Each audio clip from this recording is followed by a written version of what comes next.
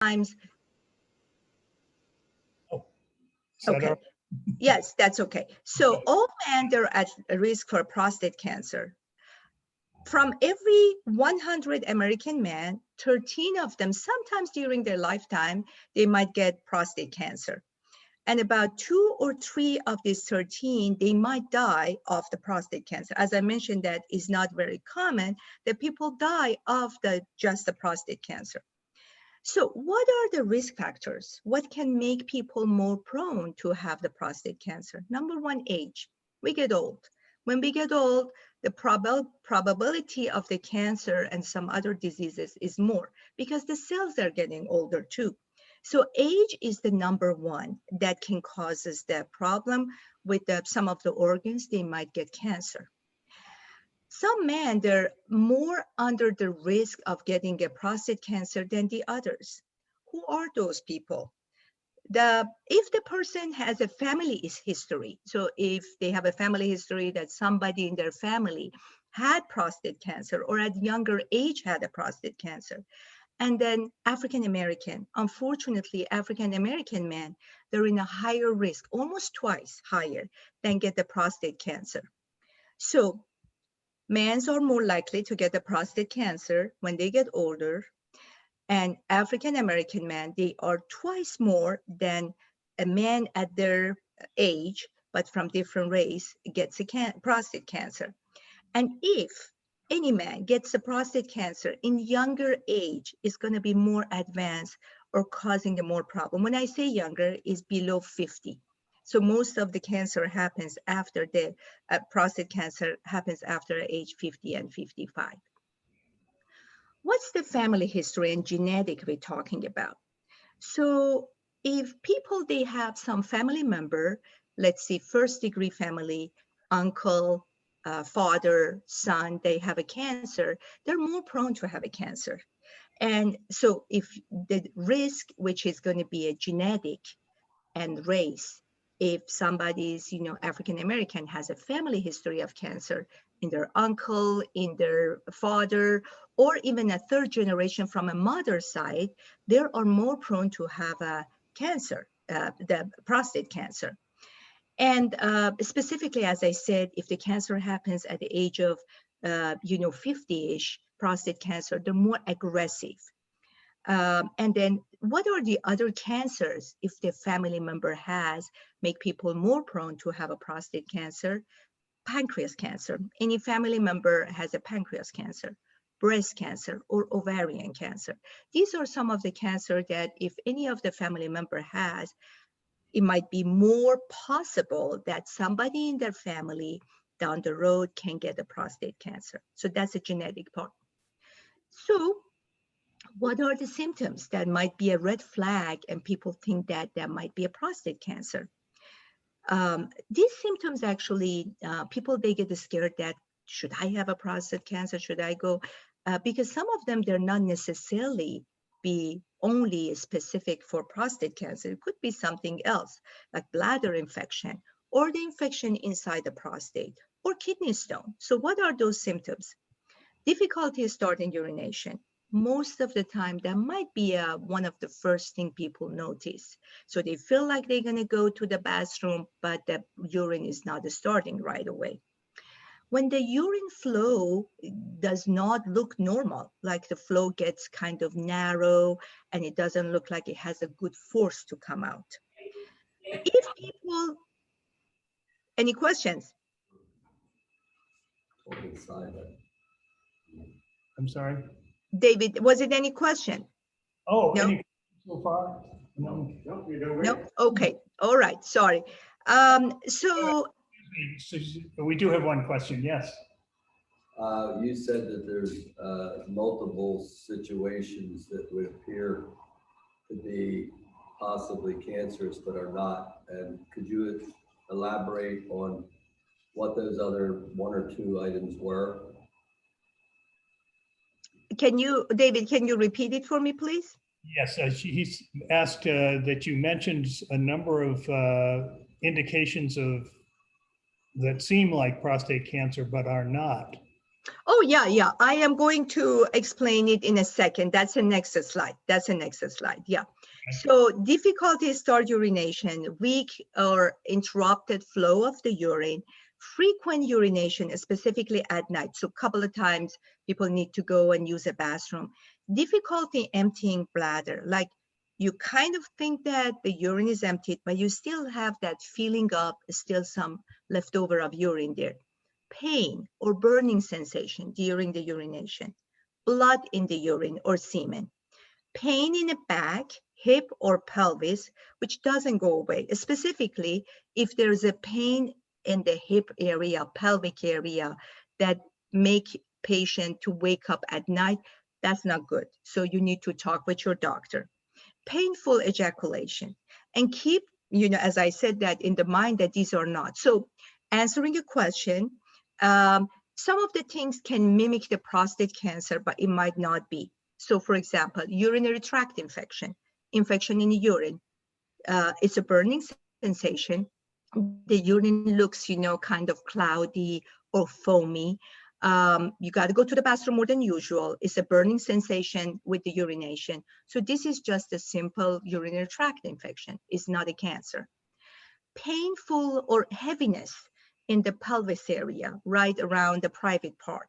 So heaviness, and also sometimes feeling like there is a mild pain there or burning sensation, specifically around the age between 45 to 55.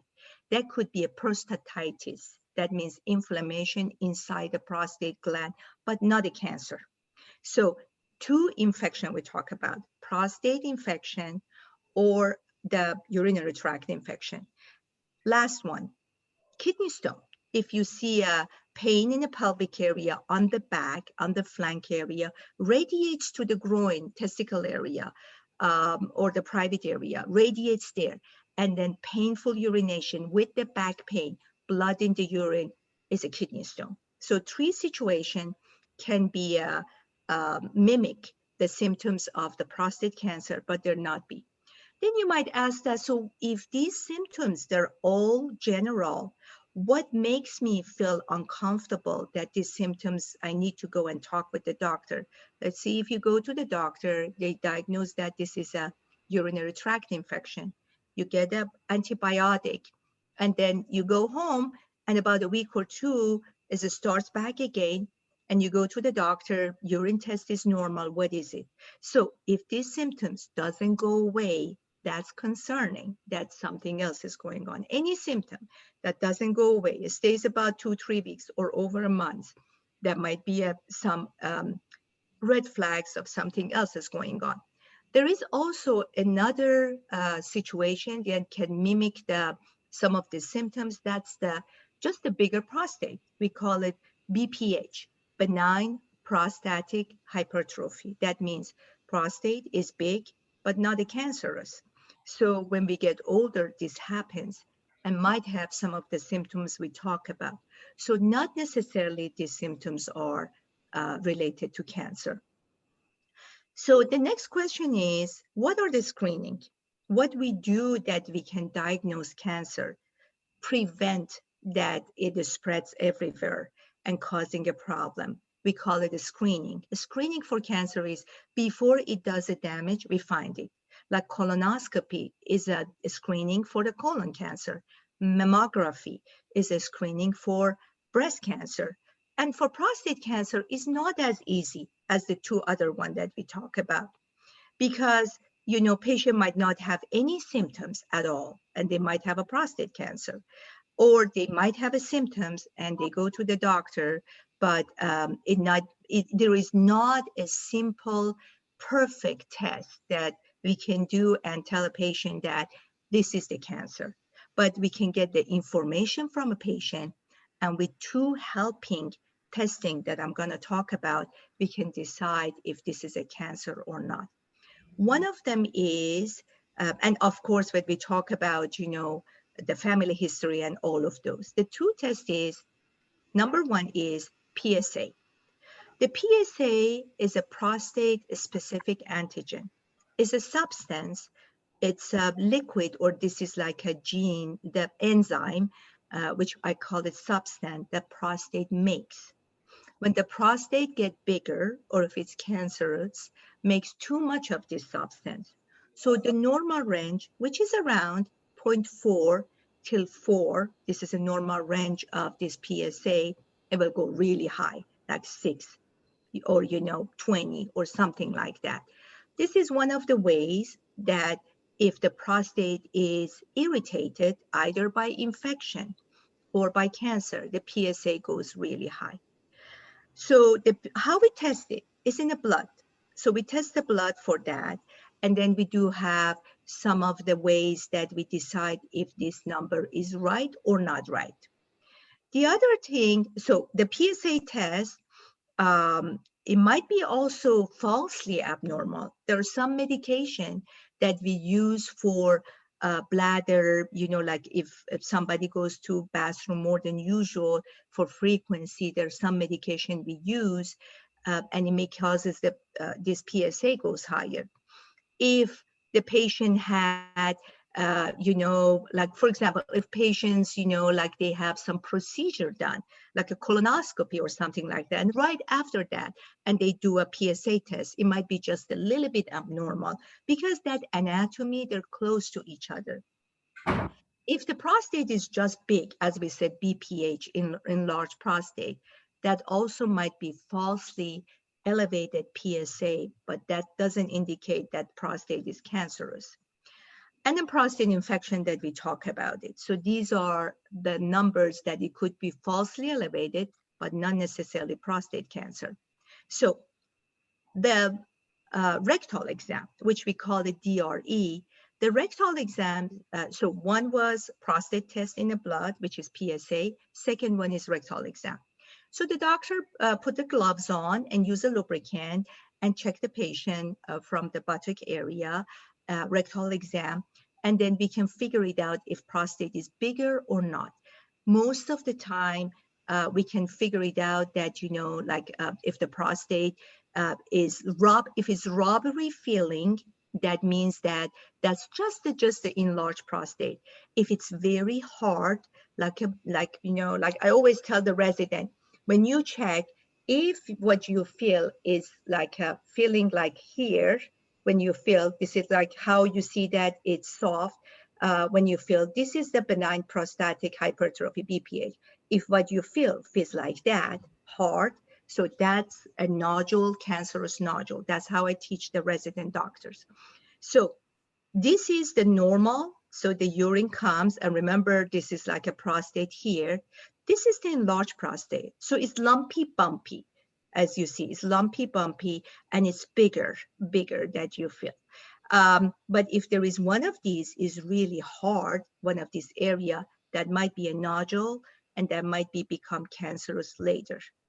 So what are the recommendations that the CDC, Center of Disease Control, has? They recommend we may check patients, men between ages 55 to 69, the PSA test. We may need to be sure that if somebody has a problem with the BPH, benign prostatic hypertrophy, we need to talk with them because that patient might be scared and cannot sleep that, oh my God, my PSA is high, do I have a cancer or not? So we need to talk with the patient. The other things is, as we mentioned, most of people, they don't die of the prostate cancer. So if somebody's older, like in an age of 70, 80, and they don't really want to do a PSA test, like they said, no, I don't want it, and they're, as we said, most likely they're not going to have any problem with the prostate cancer.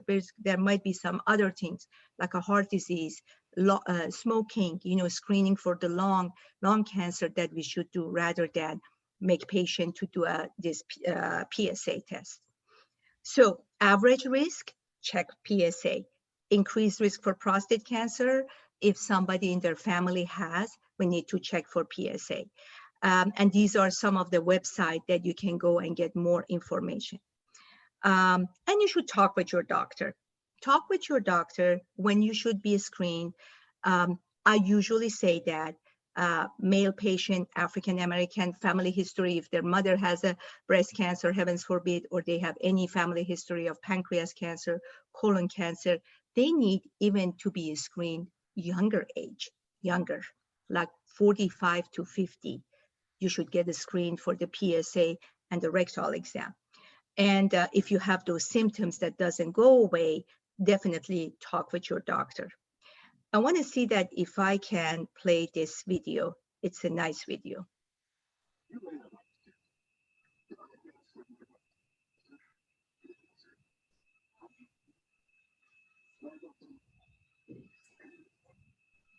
Can't hear it then. Can't hear it, Rita. Dr. Farhangi? There's nothing there. Oh, it's her, it's from her source. Oh, really? Yeah. Apparently, Dr. Farhangi, we can't hear you. Oh, you can't hear it. Okay, let me see that if I can. I'm sorry. Let me see. I can do a previous one and then previous one. How we can hear it? Hold on. Can you hear it? I think so. You can't hear? No, She's showing us a movie. And we can't Oh, the movie. We can't hear the movie. hear her, but not the movie. We can hear you, but we can't hear the sound of the movie.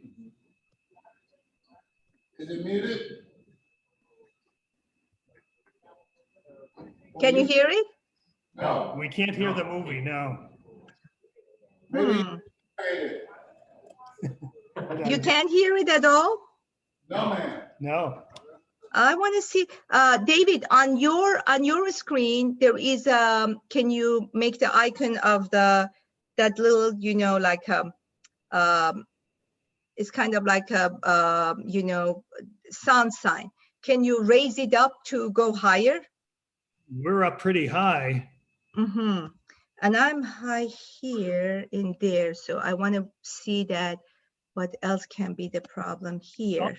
It's almost like the video is muted. Yeah, it is a video, but the video sound is very, Is it muted?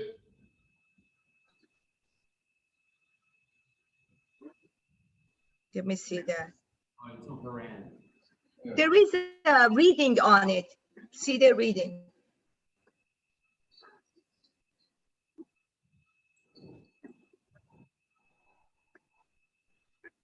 It's on her end. What's that? It's on her end. It's her source. It's her source. Okay, I think it's got to be, yeah. Easy for me to say. Oh, we can't hear that. Yeah. Yeah, perhaps as Dr. Hill thought, maybe you could narrate briefly as it goes through.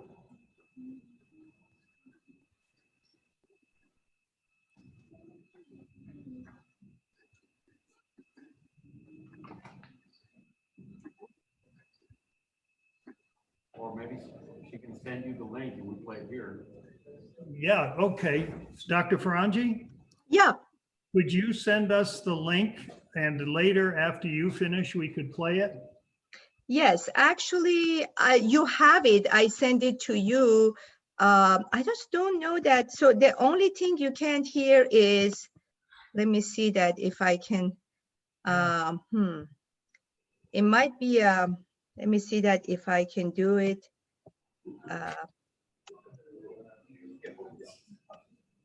Mhm.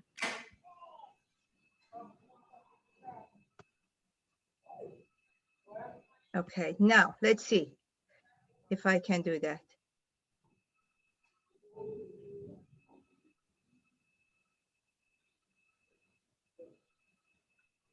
I raised, no, it's not from the current slide. How about now? Let me see if it's playing. No, it's not playing at all. Watch now. Nope.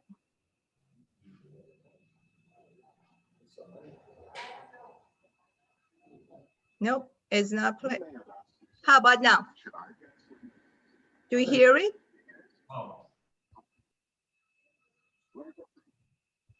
Skip over it, move on. Yeah. Okay. All right, let me just, I do that. And so, okay, I will send this. I will send the, pretty much, you know, like the video to you, but you do have that in your, David, I send it to you as a, oh God, I don't know what's going on with that. Uh-huh. Not now. Switch now. I just.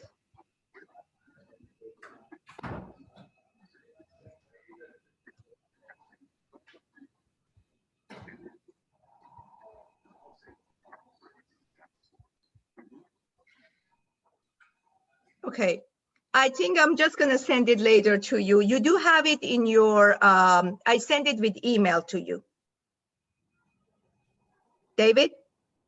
He's not here at this moment, but we all are hearing. Okay, can you guys hearing me? Yes. Yeah. Okay, yeah, I send it with the email to you and, oh, Jonah, okay, thank you. I can hear you. He's just going to play the video later. So if you just move on to the next slide, then we'll listen to the video later. Okay, thank you so much, Jonah. It is just a question and answer after that, so nothing else. Let me see that. Thank you, Jonah. So that's it basically here. All right, well, this is like so big. Okay, here you are. If anybody has any question, it looks like it likes to come to the end of the show. All right. Questions, anybody? Anybody has any question, I'm ready. Okay, I have a question. If you can get the microphone so I can hear it, or David can repeat it for me, I'll be thankful. Or Jonah can repeat it for me. Yeah, just look into the camera right here and she'll be able to see your face. Okay, Okay, thanks, John. my name is Floyd and I am much older than I look. You don't look old. Having said that, my father and my two younger brothers all have or had prostate cancer. Would it be fair to, and I'm African American, would it be fair to say statistically that me and my son will most likely get prostate cancer? Increase risk. Yes, as I mentioned, yes, as I mentioned before, you are going to be on the high risk. So I would highly suggest that you need to check with your primary care, or you need to talk with the urologist to make sure that you get the proper test, including a PSA. And there is some other way that like for example, for you, you're high risk. If the PSA is high, a little bit high, but we want to make sure that if this PSA is something that we should be worried about, we can do something, we call it free and total PSA. That means we can get the percentage of that high PSA, and it gives us like a little table and tells us, are you going to be at high risk or not? So yes, you are in the high risk. You need to be checked. Thank And you. your son as well. Thank you. And I have one more question for you. I do not consider a day complete unless I have 2 glasses of wine at night. I noticed that when I drink white wine, I urinate probably 3 to 4 times a night. If I drink red wine, I probably go once a night. Is there a correlation necessarily between the white wine and the urination? I'm not sure, but I know that it could be something added to the wine. The red wine has more antioxidant. Now that's a good time that, because you mentioned wine, if somebody has a question about what should I do not to get the prostate cancer? Okay, so that's a question, that what should I do that, or what should I eat that I don't get the prostate cancer? So antioxidant, I'm sorry? Wine stays. So wine is probably, the red wine has more antioxidant than the white wine. So that might be something, but I'm not sure if I exactly know what it's doing between the red and white. Okay, and last question, what's considered a high PSA? What No. considered a high PSA? All right. So the PSA range, it's different between the labs they doing that, but in general is 0.4 to 4. So the higher than 4, it's a high PSA. And as I mentioned, if we want to make sure this high PSA can be dangerous or not, we can do a test. We call it free and total PSA. So if the free PSA is higher than, that's got a different range, then that's a more possibility that we need to be kind of worry about and send the patient to a specialist, which is a specialist is a urologist. Thank you. Dr. You're very Farhangi, welcome. Dr. Farhangi, Dr. Hill here. Hey, how are you doing? Good to hear your voice. It's good to be here. I think this gentleman is doing the right things. He just needs to make, do you have a primary care physician? Oh, yeah. And you Yeah. have a urologist? Yes. You In see, fact, I have 8 doctors. I have their cell numbers and their home numbers. And I go to my urologist every 4 months. And Good. he says that's way too much. But in my own mind, I'm saying, I get it. he has a primary care physician and he has a urologist and he's in touch with everybody. He's in good shape. All right. And I'm gonna tell him to keep drinking the wine. I didn't want to say that. I want to be still, have more question, but I would suggest that everything is moderation. So 1 glass is okay, but more than that, I don't think it's fine. 1 bottle is not okay. Thank you, Lee. Thank you. Thank you. Question over there. Yes, I have a question. So let's see, she'll see it. Carlos, hi, Carlos. Hey, Dr. Farhangi, how you doing? I'm doing fine, thank you. My question is, I've heard stewed tomatoes helps the prostate. Could you suggest any foods that we could eat or not eat to help our prostate? Thank you so much, Carlos. I was waiting somebody ask me this question. Yes. So usually grains and vegetables are really good. Specifically grains like, for example, green salad, you can put the flaxseed on it, and tomatoes, and berries. Berries, they have a lot of antioxidant. Remember, every cell has a little engine. We call it mitochondria. Mitochondria needs oxygen. The oxygen comes from antioxidant, so does not make the cell gets old. The things have a lot of antioxidant. Those are like berries, and then a lot of the other grains that you use. So nice salad. Make your plate colorful. So decrease the red meat and animal product. So there has been some studies, which is not as certain, but they noticed that people, they eat a lot of dairy, which is, milk is involved. They might be more prone to have a prostate cancer. As I mentioned, that this is not for sure the hard set research, but there has been association between using an animal product and increased risk of the cancer, including prostate cancer. So flaxseed, a lot of grain and vegetables, berries, and also try to decrease the red meat and go with the lean meat or even plant-based. I know me and you were vegetarian, Carlos, so that's what I'm advising for. But moderation, as I mentioned, decrease the amount of the alcohol. And also obesity is one of the things that related to so many cancers, including the prostate cancer. So losing weight and regular exercise. These are the things that people, they can do and get less in the danger of any cancers, including prostate cancer.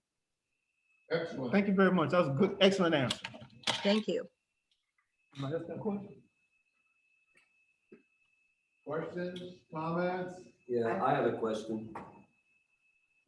My name is Ken. Good And- morning, Ken. I had, through the years, randomly had a PSA, and up until last year, it always was 4 or below. And in the last year, it's been gradually increasing with a couple of different more PSA tests. So the doctor that I'm using, I asked him what would be a next step, and he said, basically, the only thing I would suggest for now is a MRI. and he did do an MRI, and he immediately, a couple days later, got back and said, we see an issue, but we can't be sure what that is. So I don't know what you want to do about it. Like, he was asking me what I want to do about it. And I said, well, what would be the step after the MRI? And he goes, well, the next step would probably be a biopsy. So now I'm scheduled for a biopsy. So I don't know if I'm getting a clear answer from this particular physician, but I don't know if it's something to worry about, or can it be infection? Can it be a lesion? Can it be, I don't know, you tell me. Is there more than just a clean cut answer? No, you don't have cancer. Yes, you do. Or can it be things other than the fact that something showed up on the MRI? And that's my, Alrighty. thank you. How old are you again? I'm sorry, Ken. I just turned 79. 79. Okay. So if you remember when I said, is there any clear test that tells us that, is this a cancer or not? This is a gray zone that it's been a problem with all the health issues, like pretty much from a screening for prostate cancer. Because of your age, your PSA might be higher. Because when we get older, as I mentioned, that there is a possibility the PSA goes higher. But the problem is, now that you're older, it might be just, the benign growth there, or it could be, heavens forbid, something abnormal and bad. I would suggest that you went so far that you went for MRI, which is one of the gold standard of the testing for the prostate, and there might be a little growth there. So now you came that far, you can't sleep well, because you always have this in your mind that could that be cancer or could not be a cancer. So as your doctor suggested, the next step is getting the little sample of that, tissue. The video that unfortunately you guys couldn't hear that, it's a very nice video from CDC. Hopefully if David can play that, it does talk about when you get to that point that, there is a little growth or something, the next step would be a biopsy. The biopsy is not that hard. First of all, they do it actually under the anesthesia, but you don't need to be totally having a generalized anesthesia or going to the hospital or something like that. They can do it with a prop, and then it's uncomfortable, of course, but they send that to the, pathology. My gut feeling tells me with your age, and if your PSA was a little bit high, that could be just benign, but you can't just take that word. You went that far, I think you need to go for the biopsy. Well, all right, I am going to go through with the biopsy, and I'll ask a last question. I hope it's not an awkward question, but women have cancer in the breast and they'll have it removed. Do men ever have a prostate either partially removed or removed? And is there any effect on your life because it's been removed? Sure. Yes. If it's a cancer, if it's the beginning of the cancer, when they do the biopsy, there is two ways they can say that if this cancer needs to be removed or not. They call it Gleason. So Gleason is the name of the person came with this staging, and depends on if the cancer is defined or confined to the prostate or goes in a higher part. Remember, it's like a layers. Imagine that tangerine I talk about. If you peel it, it's got, and then in the core, if there is a spot of the cancer, if it's just confined to that or is getting closer to the outside of the layer. Because when it gets closer to the outside of the layer, there is a possibility it might go to the near organs, like a bladder or the bones or things like that. So these are the staging they do. And yes, they get the total prostatectomy, which they go and take the whole prostate out. And if you remember the anatomy, which I showed you, of course, the urine tube goes from the bladder through that prostate. So there might be, most of the time, some problem with the urination. Some people, they get over it after a couple of months. Some patients, unfortunately, they have a problem with, they can't hold their urine. And that might be a problem for them for a long time. And then they might be also a problem because prostate has a substance that help with the, ejaculation. So some people, they might have impotence after taking a prostate. So these are the problems after the removing a prostate that might be. But I don't want you to think about it right now, okay? You think about it, most likely it could be nothing, okay?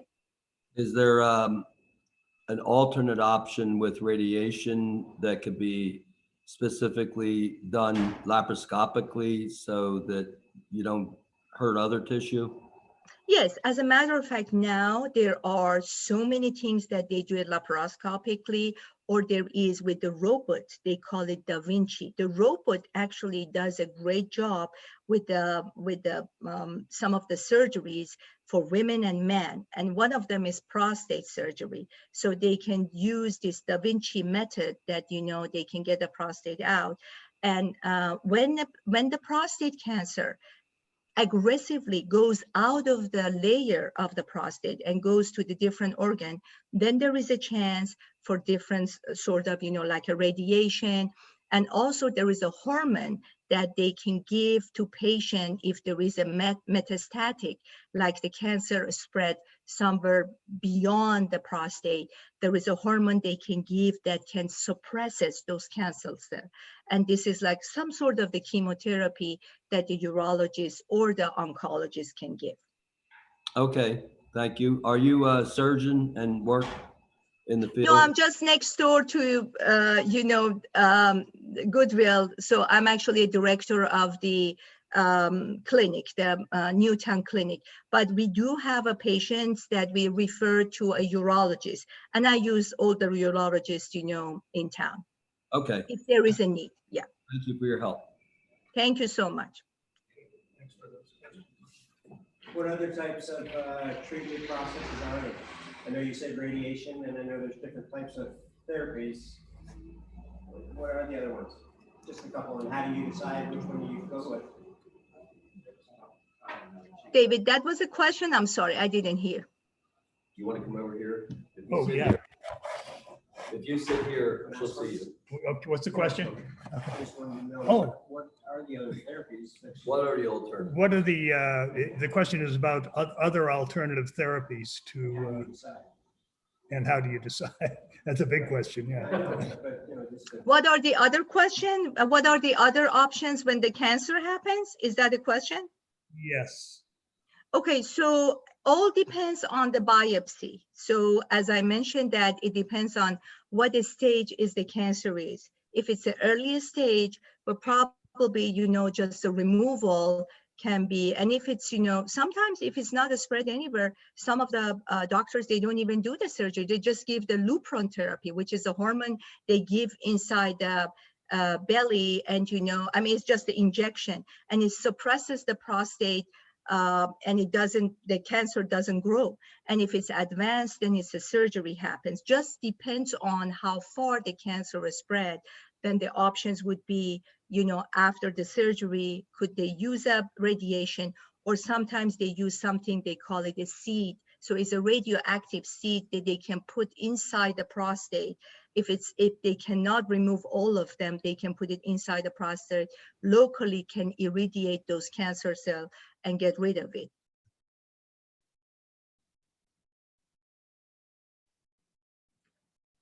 David, you're mute. Okay, now I have, yeah. Yeah, I the last can hear. part of the question was, how do you decide? Oh, how do we decide? Is a biopsy. So it's pathologist and biopsy, and also the patient. Let's see that I give you an example. If we have a 85, 86 years old, and this patient has just, find out that he has a prostate cancer, but this patient has a really bad heart. He does have COPD, and the cancer is just defined to the very small part of the prostate. The doctor will decide, does this patient really go through all this surgery? Does it make him having a better life or not? Well, this patient most likely, as I mentioned at the beginning of the slide, is not going to die of the prostate cancer. We better not irritate this patient. Let him have a life and just take care of the other issues that can be dangerous for his life, like make sure that his heart is okay and gets his medication, and the lung is okay with the spray. So this is a decision which the question is very broad and goes with the patient other health issues, the situation. Now, if this patient is a 45 years old or 50 years old, heavens forbid, with the prostate cancer, that patient needs to be treated aggressively because he's young, doesn't have any other problem. So that patient needs to have surgeries, radiation, and any other help that they can get. So in order to suppress the cancer. So goes with the patient health situation, the other diseases that patient has, age of the patient, aggressiveness of the cancer, and all of those, then we can figure it out what's the best process and best therapy for that patient. Okay. Can I ask her if they have a scale for prostate cancer like they do others, like stage 1, 2, 3, and 4? Yeah, the question was asked if there is a scale for prostate cancer, like stage 1, 2, 3, 4, and how that works. Yes, there is two scales. One is the local scale, which is a Gleason. Gleason is the capsule that surrounds the prostate. So every organ in our body, they have some coverage, they have some surrounding. Like for prostate, it's in the sac or it's in the surrounding that we call it Gleason capsule. So it depends on how far is, that cancer goes, which we have a Gleason factor of 1 to 10. Usually moderate is about 5, 6, 6 to 8. I'm sorry, the low is between, 5, 4, 5. Gleason factor 5. When it goes to, 6 to 8 is moderate risk. And if it goes after 8 to 10 is a high risk. And that's after the biopsy, they can decide what ranges is that aggressiveness of the cancer. Then we go with the metastatic. Is this cancer around any lymph nodes around, or it's, spread to the bladder or pelvis area or testicle, or anything around. And that goes from 1 to 4, which is the spreadness of the cancer. So 2 factors that we can decide the staging of the cancer, Gleason factor and then metastatic factor. And do those affect the stage 1, 2, 3, and 4? Is that how that works? Yes, with the using those, and also sometimes we do a PET scan. The PET scan is a total, a scan from head to toe, and we can see that how aggressive it is. Now, prostate cancer, unfortunately, likes to go to bone. And when it's to go to bone, this is not a very good type of the cancer. It's a very aggressive cancer. And then the pain is unbearable. It goes usually to the lumbar area and cancer cells, they're there. So that's a very end stage of the prostate cancer, which is a bone pain and things like that. But based on those, then they decide what kind of treatment the patient needs. Okay, I have another question. sure. PSA, is that an indicator of the size of the prostate, or is that the amount of cells that are in the prostate? Yeah, the question is PSA. Is that an indicator of the size of the prostate or of the cells and their vulnerable? So the PSA is actually a really, how we can say that, nowadays we do not recommend routinely do the PSA test because it might not be an indicator of anything that you just mentioned. The PSA, when we do it routinely, let's say that if somebody's PSA, this patient is has a risk factor, and then we do a PSA and PSA is 4.5, is a little bit higher. So the patient gets nervous, what's going on, but that might be just if the patient has a little bit of the infection. When it's get irritated, when it's inflamed, it can bring the substance or juice that we call it the PSA, the prostate specific antigen. But if I want to answer your question right, it could be some indicator of the size, because when the prostate gets inflamed, well, inflammation makes it swollen, so it gets bigger. And because irritated makes more of this substance. And then when we get older, so the prostate in older men gets bigger. So we call it a BPH. So the benign, that means not cancerous, benign prostatic hypertrophy makes them more PSA. But remember, it's not it might be not a cancer. So the PSA, and then in the other hand, some patient might have a smaller prostate, but have a one growth in it. That little growth, like a little, like pea size or something, could be a cancer cell, and it's not big, but that specific area on the prostate causing this hormone to go, or this substance to go higher. So if you see all this indication that I told you, it might be some indication for larger prostate, but not always. You should go and get more information from a patient, and with the other patient that had an MRI, if it's a suspicion, do the MRI and see if that's some areas there that is concerned. Then the next step would be a biopsy. So PSA is not 100%, if that answers your question.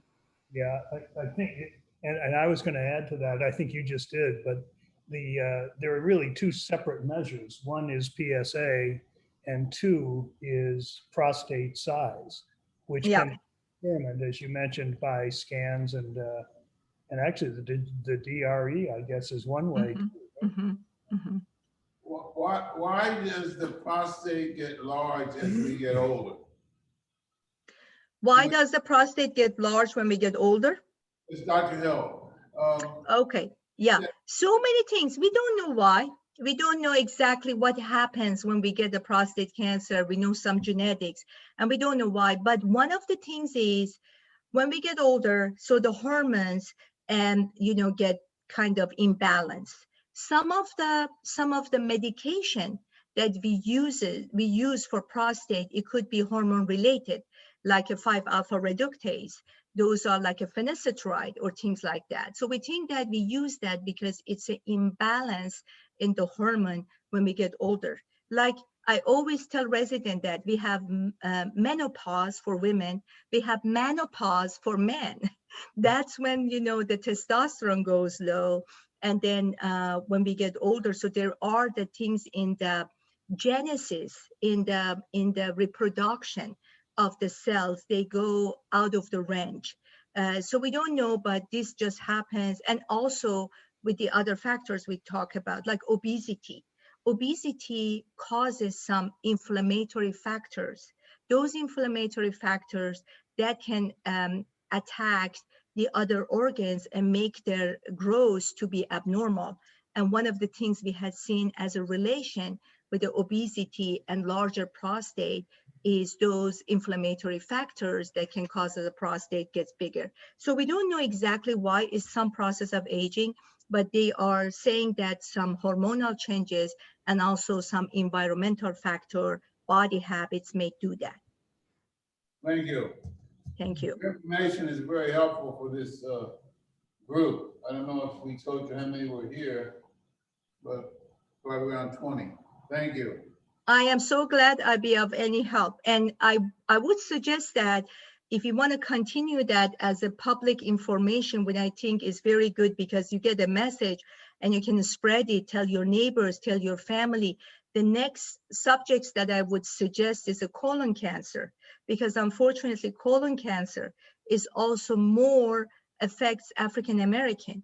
And I would suggest that our next topics as far as public speaking would be a colon cancer, because that's also something very helpful.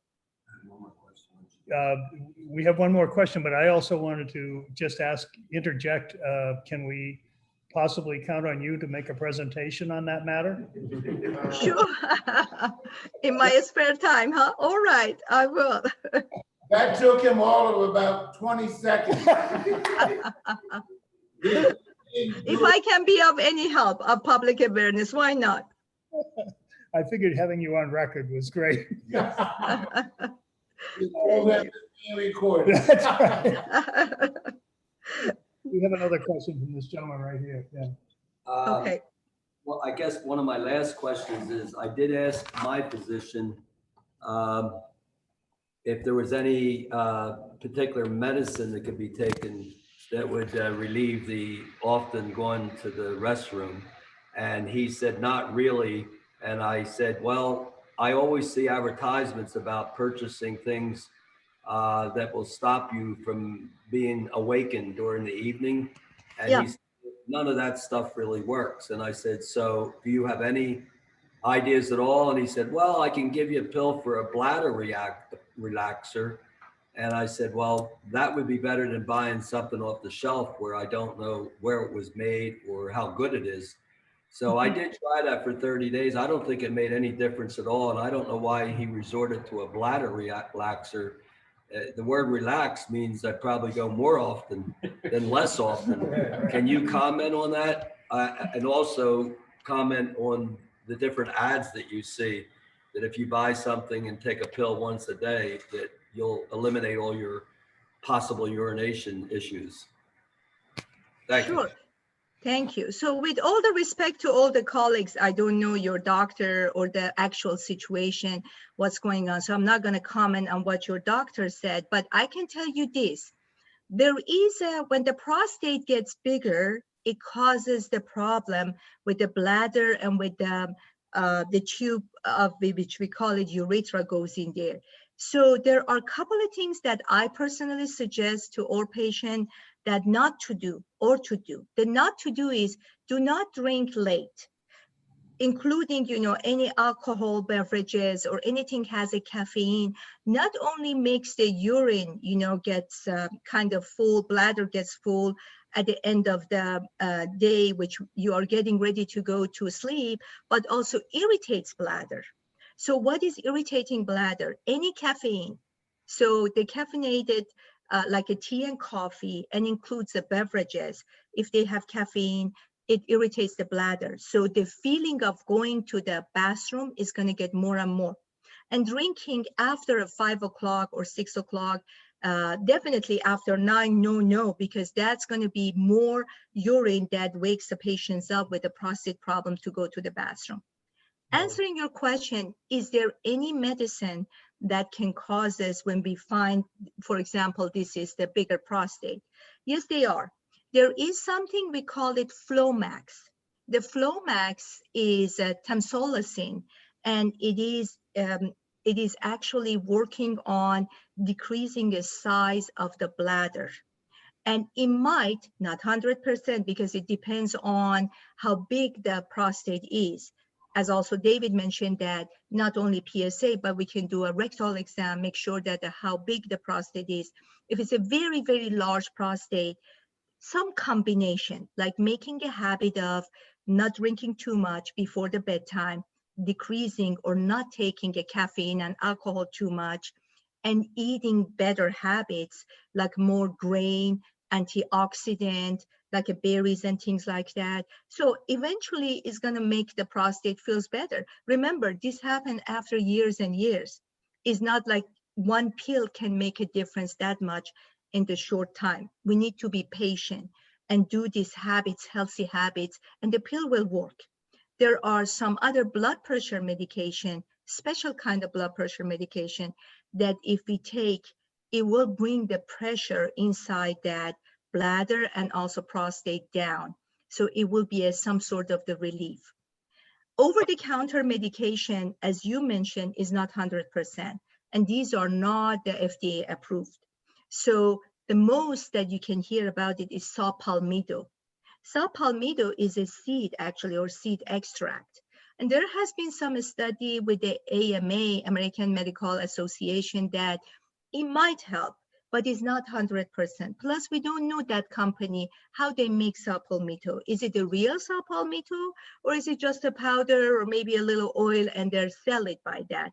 Unfortunately, patients somehow, they like to get something, it says vegan, natural, herbal, and then I would suggest that anything you buy, before buying, take a picture of the back of that container or bottle, bring it to your doctor, and let's see what the doctor suggests. I want to thank you for that helpful information and the way that you gave it. I would fully agree with you that there are medications that, both as a clinician and as a patient, that there are medications that can help with getting up 2 or 3 or 4 times a night. Mm. They don't help right away, but over a period of time, it is, even if it goes from 4 times a night to 1 time a night, Mm. that's better than. That's nothing. correct. That's correct. Thank you for that Yeah. advice and the way that you shared it. Yep, another question. Yes. Thank you for all the words and all the information that you have shared today. But I still have another question. In my case, for example, I drink a lot of coffee during the day, and until certain time ago, I used to sleep like a baby, but right now I can't sleep like that. I mean, it takes me longer to go, to actually sleep, right?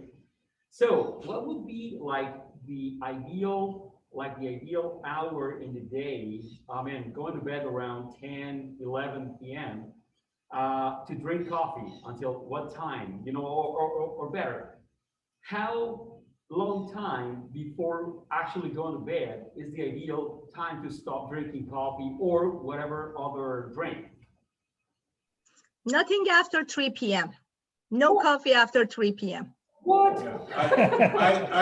Let me chime in. I would agree with her 100%. Me too. And you may have to experiment with it. And if you are drinking coffee at 3 p.m. and you find that at 9 or 10, I still can't go to sleep, then you're going to have to back it up. But most would say 6 hours. Before going to bed. Yeah. Yeah. Unless you want to be restless. I was really Yeah. Maria, what you did that day, last time you drank, what you did drink, how many cups during the day did you drink, how much sleep did you get that night, were you worried about something, just start recording. Yeah. Just write it And down. that Yeah. includes soda as well, because that has caffeine. doesn't it? Yeah, exactly. Any caffeine product after 3 p.m. Yep, no, nothing after, and that actually counts for a Diet Coke, Diet Pepsi, all of those. So those, they do have a caffeine. And Mountain Dew, they all have caffeine. Any Any caffeine beverage. caffeinated product. No caffeinated products after 3 p.m. All right, and what about drinks? Actually like water, just simple water. Water is, yeah, it's good. But remember, as I mentioned, that if there is a problem going to bathroom too much, after 9 p.m., maybe start not drinking that much water. Remember, water doesn't have a caffeine, so it won't irritate bladder. The caffeine will irritate bladder on the top of the prostate has been bigger. So it's two things that causing a problem with going to bathroom at night with the caffeinated drink. In my case, I discovered I was suffering from gout since I was 19. And I was told by my doctors that not just, for example, strawberries and onions are very good to clean my system from red meat, right? Which I don't, the last 10 years, I stopped eating red meat and I have felt a lot better. But they told me also that drinking coffee would help me a lot in that cleansing process in my system. And that's why probably I adopted that habit, right? So what do you have to comment about it? So I mentioned that the moderation is the best thing that I would suggest. Anything in moderation. We all have to accept that we're not eternal and we get older. So when we get older, our habit needs to be changed. All of us, we need around 7 hours of sleep in order for our brain to recuperate and, and our body be rested and our cells, they can regenerate, So it might have been when you were younger, drinking coffee would help you better. Now, remember, coffee actually will make you more dehydrated. Did you know that? Coffee, although it's a liquid, it will make you more dehydrated because it dumps, a couple of things, electrolytes in the urine, and is not count as a liquid for hydration. People, they have a kidney stone, they were told that you need to drink water and you need to drink liquid. They go and drink iced tea and coffee, they get more stone. Why? Because coffee and tea, they do have an oxalate and they dump the calcium inside the urine, and they may cause, specifically with the hot weather like Florida that most of the time we have, it may make people more dehydrated and make possible to get the kidney stone or bladder stone. So everything moderation. When we get older, we have to moderate some of the habits. And you did choose a very good things that you eliminated the red meat. It helps you not only for not having a gout, but also decrease the possibility of other cancer that comes with the red meat. Thank you very much. That explains a lot because I have suffered from gout, from kidney stone. Oh, I have gotten 3 episodes really bad that I had to go to emergency in the middle of all that. Yeah, wow, that explains a lot. that's serious stuff too. Very serious. Yeah. Stuff. And the pain, they say, is compared to. Oh, yeah. The pain of the gout is bad. Yeah. Yeah. Thank you. Well, thank you so much. Is there any other question I can answer? You've done a tremendous job, Doctor. Thank you. Thank you. And happy Memorial Day. I'm here in DC and I went yesterday to, the Korean War Memorial and then went a couple of places and Did you go to the Martin Luther King Memorial? yes. My daughter, she's actually pretty much the guru of history. And always when we come here, she takes me around and show me around and we love that. And I probably walked about over 20,000 steps yesterday. Today is rainy, but yesterday I really enjoyed. I did my internship at Walter Reed when it was there. Yeah. Anyway, thank you so much. We really appreciate you taking your time from your little vacation and sharing your expertise. It's always a pleasure. Thank you so much. Thank you so much. You guys have a wonderful Memorial weekend. Thank you. Thanks, Dr. Hill. You as well. Thank you, Doctor. Thank you very much. Thanks, David. Thank you. Saying goodbye. Thank you. Bye. Bye, everyone. Thank you. All right. May I just share a comment, and I'm directing it more to you, and it all depends on the individual.